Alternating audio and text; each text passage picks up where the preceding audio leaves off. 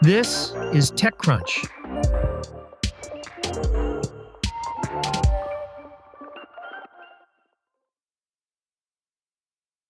A rise in the need for computers and data centers for AI is causing a massive shortage of RAM, resulting in prices of memory shooting up in multiples. Now, analyst firm IDC predicts that this will cause smartphone shipments to plummet by nearly 13% this year, making it the biggest dip in more than a decade. Earlier this year, IDC said that manufacturers shipped 1.26 billion devices last year.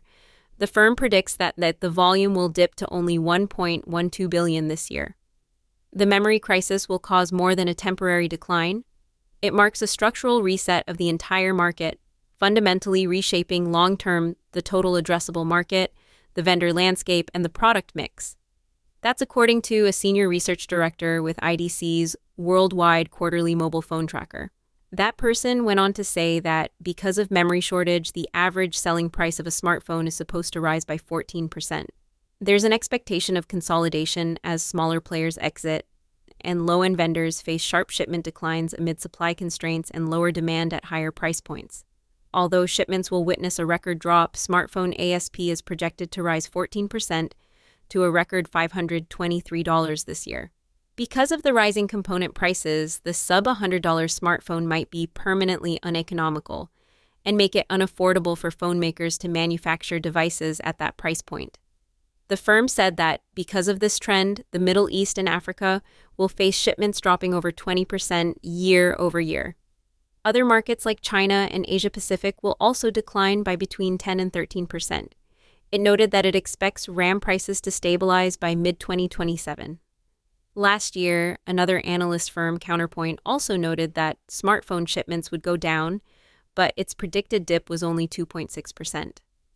Earlier this year, co-founder and CEO of Nothing, Carl Pei, also said that smartphones will cost more this year as memory modules for smartphones have started costing more for manufacturers. He said brands now face a simple choice: raise prices by 30% or more in some cases, or downgrade specs. The more specs for less money model that many value brands were built on is no longer sustainable. As a result, some markets, particularly entry and mid-tier segments, are likely to shrink by 20% or more, and brands that have historically dominated these segments will struggle.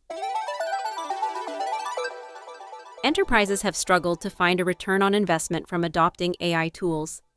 Now AI companies are trying a new tactic to get their tech to stick by partnering with consultants.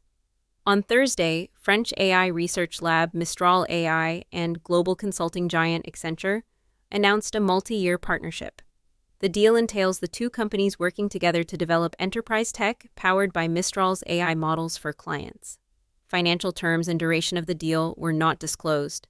TechCrunch reached out for more information.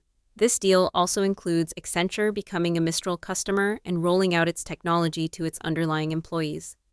While Mistral is often seen as a smaller European peer to the sprawling US AI startups, the partnership proves that Mistral can still land the same sizable customers, given that OpenAI and Anthropic recently announced deals with Accenture as well. The agreement comes as AI companies are increasingly partnering with consultants. For instance, OpenAI just announced its Frontier Alliance initiative with 4 large consulting firms, including Accenture, on Monday to help push its new OpenAI Frontier AI agent governance platform to enterprise customers. Anthropic is also partnered with IBM and Deloitte. Will partnering with consulting firms be the trick to finding more enterprise AI adoption?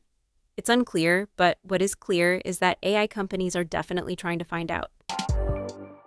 That's all for now. Check back tomorrow for more tech news from TechCrunch.